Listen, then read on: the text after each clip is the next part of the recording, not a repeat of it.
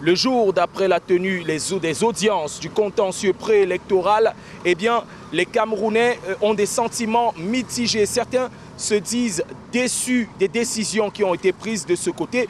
Par contre, d'autres ne s'attendaient pas à mieux que cela et voient une véritable mascarade orchestrée par le pouvoir pour écarter les principaux opposants au régime en place. C'est vrai qu'avant que la décision ne soit prise, on ne s'attendait pas à grand-chose. Mais cette décision en elle-même était grossière. On a bloqué maintenant parce que Maurice Kamto s'est présenté de ce côté. Bon, on trouve que ce n'est pas bien, ce n'est pas normal. Nous croyons que c'est le peuple qui décide, mais chez nous ici c'est le contraire. Il nous donne juste la lumière, mais l'intérieur est chez eux. Elle est calme, c'est le gouvernement.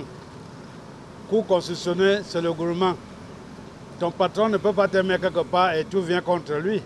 Entre déception et acceptation de la situation, la résignation ne semble pas faire partie du vocabulaire des Camerounais. Nombreux sont ceux qui se disent attendre une consigne de vote pour pouvoir faire pencher la balance le soir du 12 octobre prochain.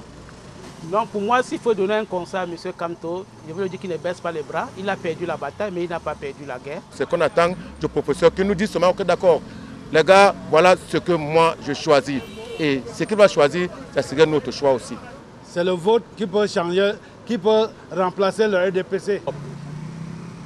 Beaucoup qui se sont exprimés à notre micro n'hésitent plus à faire le parallèle entre le Cameroun et le Sénégal, où un candidat qui avait été écarté du jeu électoral n'avait pas hésité à en adouber un autre pour pouvoir renverser la vapeur à l'issue du scrutin.